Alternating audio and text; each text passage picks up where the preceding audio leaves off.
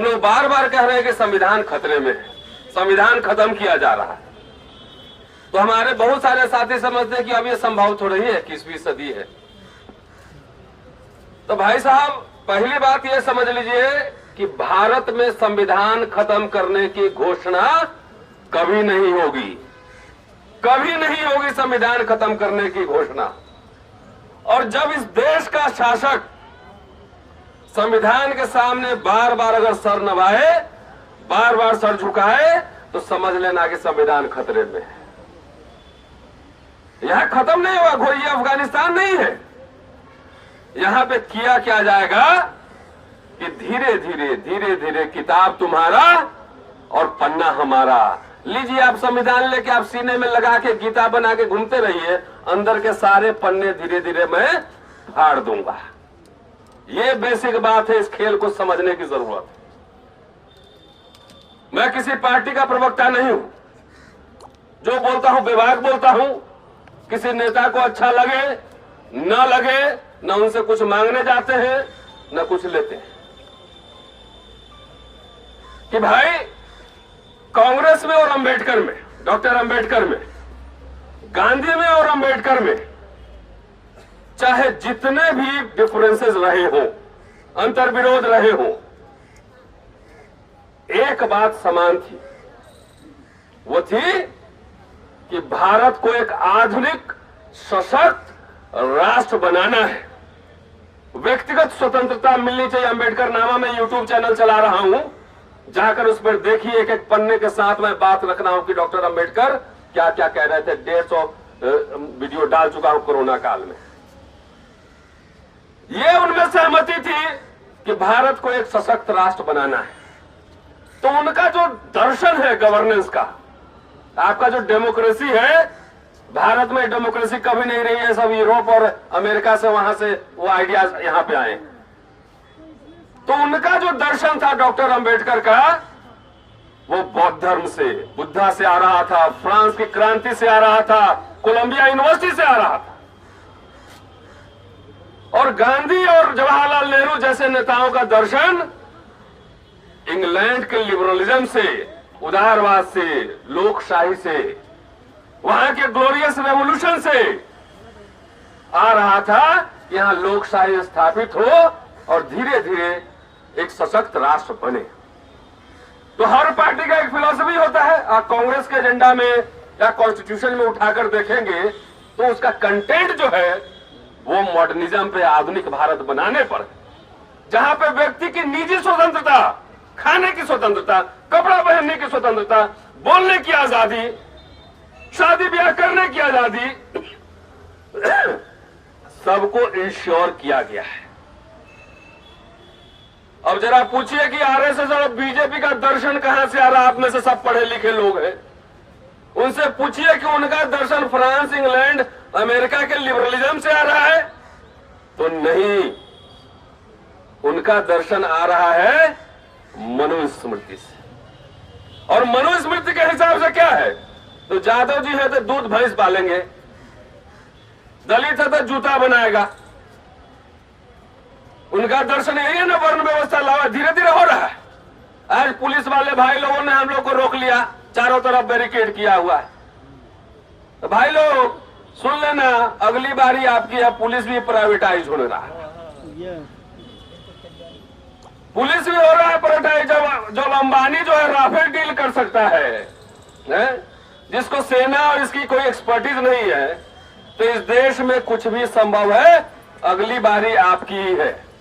इसलिए लोकशाही बचाइए, संविधान के जो कंटेंट्स है उसको बचाइए, नहीं तो यहां कोई सुरक्षित नहीं रहने वाला है।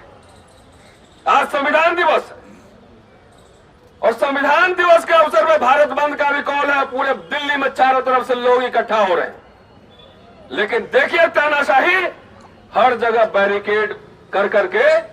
तमाम किसानों को मैं देख रहा हूं सुबह से टेलीविजन पर, कहते हैं कि दुनिया की सबसे बड़ी लोकशाही है। अरे डरपोक हो तुम, कहते दुनिया की सबसे बड़ी पार्टी है। लोगों का जो विरोध के स्वर है उसको दबा रहे हैं। उदित राज जी अभी कह रहे थे आनंद तेल दुबड़े और हमारे दिल्ली यूनिवर्सिटी के और जेएनयू कई साथी जेल में धकेल दिए गए। अघोषित आपातकाल है, आपातकाल की घोषणा नहीं होगी। आज हो सकता है मैं यहां बोल रहा हूं, कल हो कि मुझे गिरफ्तार कर लिया जाए, तो खैर इसकी चिंता नहीं है बाबा साहब के और संविधान के सिपाही, इसकी चिंता हमें नहीं। अब सोचिए कैसे संविधान, देखिए जो निजीकरण है, निजीकरण संविधान के ऊपर बहुत बड़ा हमला है। आज यहां सिक्योरिटी वाले भाई साहब होंगे, हमारे कॉलेज में, मैं हिंदू कॉलेज में पढ़ाता हूं, जो सरकारी सिक्योरिटी गार्ड है उसको 50,000 तनख्वाह मिलता है, और जो प्राइवेट वाला है उसको 8,000 से 12,000 मिलता है, और 8 घंटे की जगह 12 घंटे काम कराया जाता है। बाबा साहब अंबेडकर ने लड़ लड़ के 8 घंटा किया था वर्किंग आवर, काम की अवधि, और फिर यह सरकार यह 12 घंटे पर लेके जा रही। साथियों, निजीकरण कहते हैं, अभी सुधांशु कह रहे थे कि घाटे में चल रही है। तो भाई एक बात बताइए, जब कसाई बकरा खरीदने जाता है तो कमजोर दुबला पतला बकरा खरीदता है कि चर्बी वाला मोटा बकरा खरीदता है? ताजा मोटा ताजा, उसको उससे प्रॉफिट कमाना है। तो ये जो रेल और जहाज जो प्राइवेट कंपनी खरीद रही है, वो पतला बकरा खरीदेगी कि मोटा बकरा खरीदेगी? अगर घाटे में है तो ये प्राइवेट कंपनी क्यों खरीद रही है? तो ये सरकार असली में अडानी अंबानी जैसे पूंजीपतियों की सरकार है। आवाज बुलंद कीजिए, जात जात मत के लिए जमात में जाइए, नहीं तो जब मुर्गा खरीदने जाते हैं तो एक मुर्गा कटता है, दूसरा दाना चुगता है कि मेरी बारी अभी नहीं आएगी, पता चलता अगले बार उसी को पकड़ लिया। तो हम लोग का क्या, मैं पढ़ाता हूं, मेरी अच्छी खासी सैलरी है, बंगला में रहता हूं, क्या जरूरत है लगातार रोज सड़क पर जाकर आपके लिए लड़ने के? कि मुझे लगता है मैं पे बैक यही कर सकता हूं, आपसे न चंदा मांगा न कुछ मांगा। कोरोना पीरियड में लगा कि अब कुछ कहीं नहीं जा पाएंगे, तो मैं सोचा कि अपने लोगों को कैसे जगाऊं, तो यूट्यूब चैनल खोला, अंबेडकर नामा लाल की क्लास। आप लोग देखते भी नहीं होंगे। हमारा इसलिए खोला कि अंबेडकर साहब को पढ़ पढ़ के पेज नंबर के हिसाब से आपको 10-10 मिनट का वीडियो दूं कि अगर पढ़ नहीं सकते हैं, काम में बिजी हैं, तो मोबाइल कान में ऐसे लगाइए, क्या बोलते हैं उसको, माइक्रोफोन, लीड लगाइए, सुनिए, कम से कम भजिए नहीं। बाबा साहब बार बार मैं कोट करूंगा, कल के तारीख में 25 नवंबर को बाबा साहब ने संविधान पार्लियामेंट के अंदर संविधान सौंपने वक्त क्या कहा था, पहले जानिए। 3 बातें मैं कहना चाहूंगा, सिर्फ 3 बातें मैं कहूंगा, आपको समझना होगा। 25 नवंबर 1949 तारीख नोट कर लीजिए।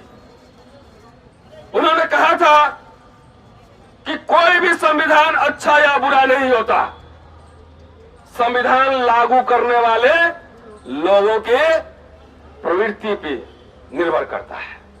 अगर संविधान अच्छा हो और लागू करने वाले शासक खराब लोग हो तो संविधान खराब साबित होगा। अगर संविधान खराब हो और लागू करने वाले लोग अच्छे हो तो संविधान अच्छा होगा। ये आपको तय करना है कि आज देश का संविधान और देश जिनके हाथों में है वो लोग अच्छे हैं या खराब है, आपको तय करना। दूसरी बात उन्होंने कहा था कि कितना से बड़ा नेता, बराबर वो व्यक्ति पूजा के खिलाफ डॉक्टर अंबेडकर लिखते हैं, जाके देखिए अंबेडकर नामा, कि कितना भी बड़ा से बड़ा व्यक्ति क्यों ना हो, उनको श्रद्धा सुमन जरूर अर्पित कीजिए, लेकिन उसको खुदा नहीं मानिए, उनको जो है भक्ति मत कीजिए, सवाल खड़े कीजिए, क्योंकि जैसे ही आप भक्ति करेंगे और सवाल नहीं उठाएंगे, वो नेता जाकर आपको बेच देगा। बहुजन समाज के साथ लगातार यही बात हो रही। तीसरा सवाल जो उन्होंने उठाया था, कहा था कि आज हम द्वंद्व के युग में प्रवेश कर रहे हैं। राजनीतिक समानता तो है, एक वोट वो भी अब खत्म हो गया, ईवीएम के माध्यम से लुट गया वो। ये बूथ कैप्चरिंग है, ईवीएम, ये साहब लोग का बूथ कैप्चरिंग है कि राजनीतिक समानता के युग में जा रहे हैं, लेकिन ये घोर सामाजिक और आर्थिक व्यवस्था पर आधारित है। अगर जल्दी से जल्दी इस असमानता को, सामाजिक और आर्थिक असमानता को दूर नहीं किया गया तो इससे पीड़ित जनता इस संसद में सुरंग लगा देगी। लगता है कि बाबा साहब दूरदर्शी थे। वो समय आ गया है, देशव्यापी आंदोलन आपको करना पड़ेगा, अपने लिए नहीं, अपने आने वाली पीढ़ी के लिए। नहीं तो पीढ़ी आपको कोसेगी कि आपको आजादी मिली थी और आपने उनको गुलामी दी, कोसेगी वो पीढ़ी। मैं ये मानता हूं कि अब जो सरकार है वो सरकार ईमानदार सरकार है, उसको मनुस्मृति लागू करना है, देश के सारे संसाधन बेचना है। जवाहरलाल नेहरू और डॉक्टर अम्बेडकर ने संस्थान बनाए थे, IIT बनाया था, डैम बनाया था, मेडिकल कॉलेज यूनिवर्सिटी बनाया था, रेल पोस्टल सब खोला, और ये बेच रही है, ईमानदार सरकार है। लेकिन मैं सवाल पूछना चाहता हूं संविधान दिवस के अवसर पर अपने नेताओं से, मैं सारे पार्टी से जो अपोजिशन में है, चाहे कांग्रेस हो, चाहे सपा हो, चाहे बसपा हो, चाहे वामपंथ, सब पार्टी से, कि आपको निजीकरण पे आपकी क्या राय है, सांप्रदायिकता पे आपकी क्या राय, ऑल्टरनेटिव एजेंडा है कि नहीं आपके पास? अगर ऑल्टरनेटिव एजेंडा है तो मंच पे आइए और चलते हैं, पूरे भारत को फिर बंद किया जाएगा। आइए, ये सवाल है। अपने नेताओं को खुले दो। अरे हमें कोई टिकट नहीं चाहिए, हमें वाइस चांसलर नहीं बनना है, हमें नहीं बनना है, लेकिन अपने नेताओं की गुलामी नहीं करो, उनसे सवाल पूछो। हमें UGC का चेयरमैन नहीं बनना है। ये बात साथियों समझना पड़ेगा। होता यह है कि हम जो है 5 साल 7 साल हम लोग सड़क पर लड़ते हैं, हमारे जैसे हजारों एक्टिविस्ट, और नेता समझता है कि समाज को जगाने का ठेका तो हमारे जैसे लोगों का है, ये लोग जगाएगा और हम लोग चुपके से जाएंगे और सब वोट ले लेंगे, हम CM बन जाएंगे, हम PM बन जाएंगे। एक गलतफहमी मत पालो नेताओं।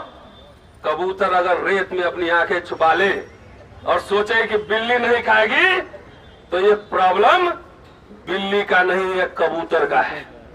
आपको ये समझना पड़ेगा कि अभी रिजीम कौन सा है। पुष्पमित्र सुंग के बाद पहली बार ये रिजीम आया है, समझिए आप खेल।